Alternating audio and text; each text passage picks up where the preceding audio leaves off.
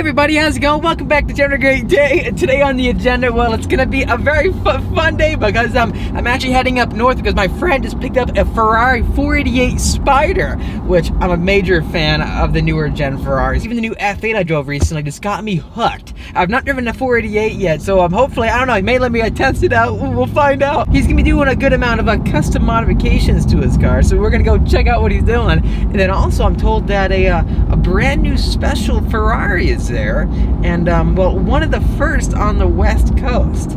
So hint, I think many of you know what we're talking about. Let's get there.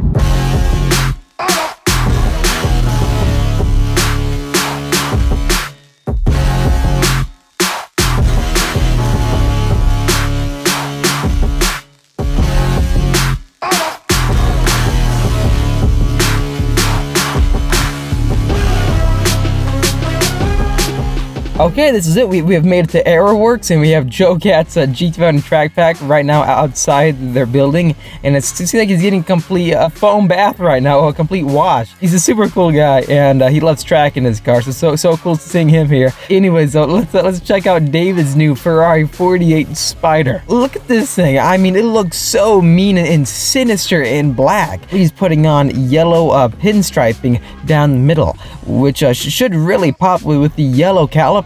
But I think he should be done to this a little later tonight. There's actually a LaFerrari right here. This car is worth millions of dollars. You never see them. They're super rare. Check this out. I've never seen all the doors open up like this. Let's check out inside. So it's just like the 600 LT I have, but with the carbon fiber tub. You can see the carbon weave everywhere on the door sills, and just like my car, and then all the way inside where the tub is on the floor where you sit. I love the fact that the actual pedal box moves towards you, the driver, just like the Ford GT and also the Dodge Viper ACR. And then moving elsewhere, as you can see, the carbon fiber is everywhere. The entire car just glistens with the gloss carbon fiber. It's really just, it shows off the craftsmanship of Ferrari. And the red is just, it's so good looking. I mean, it just pops. Look at the red pinstriping all throughout the seats right here. The steering wheel is actually a hexagon, just like my C8 Corvette.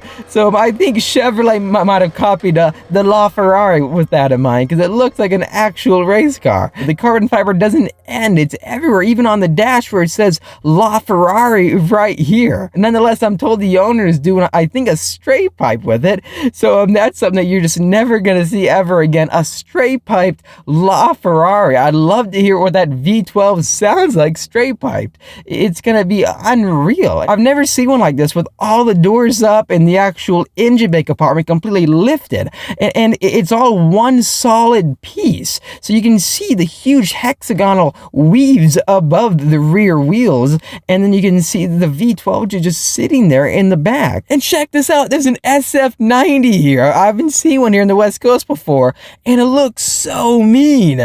This is finished in the same kind of red as the LaFerrari. This car, it looks so futuristic, especially when it comes to the headlights right here. You have an STEK design just like the F8 and the Pista.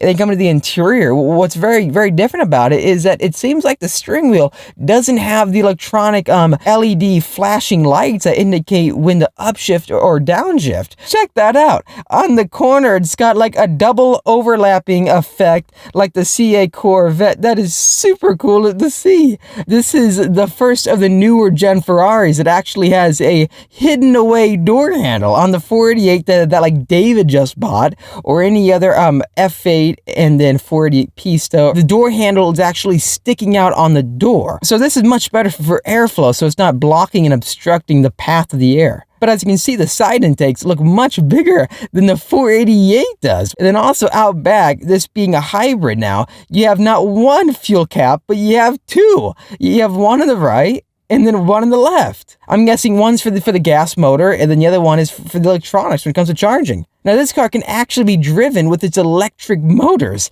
Altogether, the output is 1,000 horsepower.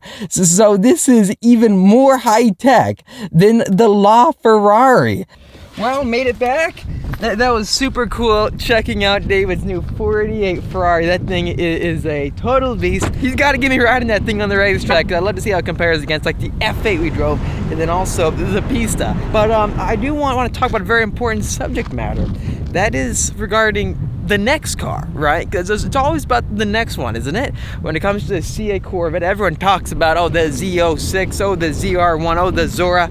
The hype is always around the next one coming. So currently the next goal for me is like the Z06, because we got the McLaren, we achieved it, and I love that car so much.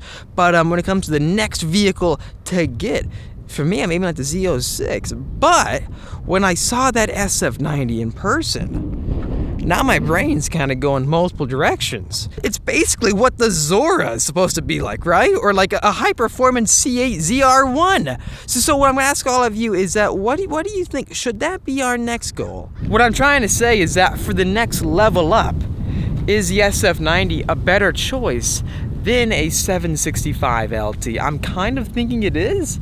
It does weigh more, substantially more, because it is a hybrid. It uses battery power, but the performance that it's offering, if you look at the SF90 and then the LaFerrari side by side, you'll notice that the SF90 is basically a new and improved, just better LaFerrari. It's faster, right? It has a way more advanced electronic battery-based system, and the V8 already makes almost 800 horsepower. So originally, before I saw the SF90, my next goal for the level up car, you know, excluding like the Z06, was the 765 LT. But I'm starting to rethink. So please let me know in the comment section down below, is the SF90 a better choice than a 765 LT? The LT is, again, namely a track car. The SF90 isn't like the track focus spec, the SF90 Stradale. You have the Pistas for that, etc. So if they were to make a track focused version of the SF90, that would be even better, wouldn't it? Arguably, right? That's where the catch is. 1,000 horsepower, all-wheel drive Ferrari that uses hybrid power, so you have instant torque with its battery-based motors. Or you have the gas-powered, you know, high horsepower variant, well, higher horsepower variant of the 720S. It's getting pretty windy outside. So closing the door, my goal was to get a mid-engine car. And then, you know, we set a goal for it, and it was so hard to work towards, and I finally got it. And it's been an incredible journey. Honestly, I wanted to give up it so many times because that's so hard it gets sometimes. But you know what? I just stuck with the goal. You know, the more and more I think about it, it's just, I saw the CA Corvette, and it just offered something so unique, so different than anything else out there. And I just felt like I had to have it. I had to move in that direction. Trying to get an allocation and then ending up getting the 500, pulling off a CA Corvette alongside a GT 500 was like, I didn't think I was going to do it, to be honest with you. I was just along for the ride. I placed my allocation down. Well, I placed my order, and then I was just, okay, hopefully I can do it. And then we got the 500, and thanks to that month of getting that car, that got me basically a CA Corvette.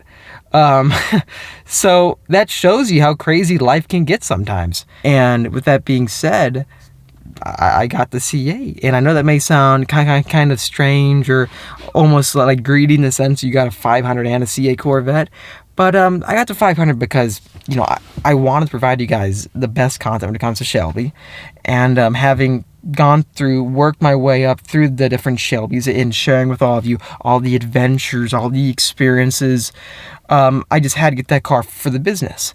And the CA Corvette was also the direction I wanted to go, though, in a different way. I wanted to get more into mid-engine cars for the racetrack, because when I would track the Shelbys, I would always see how quick they are out there. You know, in this layout, you gotta realize F1 cars, they had the engine in the back. So that's why I got this car. And then tracking the CA Corvette, I would see nothing but McLarens at Laguna Seca Raceway. And man, those cars were fast. They're so fast at Laguna. I was seeing guys clock 132s and stuff in 600 LTs. And these are like everyday guys, not even professional drivers. And the fastest cars I would see at the racetrack were the McLarens. So then I had two options in front of me. I could just get a track car, build out a track car, or I could experience what these high-tech mid-engine spaceships are like on the racetrack. So that's the route I wanted to take. There's just something about seeing a Lamborghini or a Ferrari or a Corvette, a C8 Corvette on the racetrack that excites me. And I got hooked on the mid-engine platform. Driving this car on track, it was so balanced. I love the way it feels. I love the way it puts down the power, the chassis dynamics, the rigidness. I got hooked on the C8. So a McLaren is basically a C8 Corvette, but way faster, with twin turbos, more downforce, etc. So that was the goal, get a supercar like a McLaren. Getting a car of that price tag is extremely difficult. As you guys know, you can get like a house for that much money. And I'm a younger guy, so this is even 10 times harder, it feels like. But I decided the quickest way I can get there, really, combined with the multiple revenue streams I have, would be to sell them to Shelbys. And I felt like I got all my enjoyment out of them. I provide all the content that I promised out of the Shelbys. So then I sold them, and then I got the 600 LT. However, though, between each and every single car I've had, I've always set the goal for the next one. So my previous goal until now has been 765 LT. But seeing this new car, I don't know. I'm leaning towards the SF90. Should we get the SF90 next? Please let me know in the comments down below. Would you like to see that car on the racetrack or a 765 LT? Now, I'm still planning on getting the Z06, so I'm super pumped about that car. Stay tuned for all the content. If you have a dream of something, you know, if you dream of getting your own GT350 or a Bullet Mustang or like a C7 Z06 or just something, I would stick towards it. Anyways, thanks for watching the video. If you liked it, make sure to hit that like button to help me out. Also subscribe for much more great content coming your way, and I'll see all of you in the next episode.